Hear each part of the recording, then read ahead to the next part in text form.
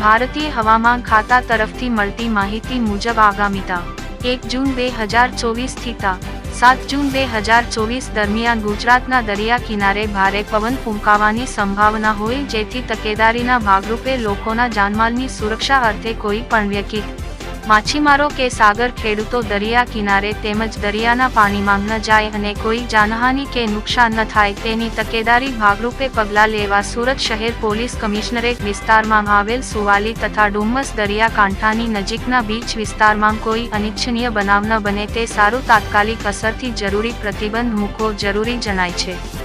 હુકમ વાસ્તે હું Anupamsinh Gehlot IPS police commissioner Surat શહેર. ફોજદારી કાર્યરીતિ અધિનિયમ ઋણ 1973/1974 ના નંગ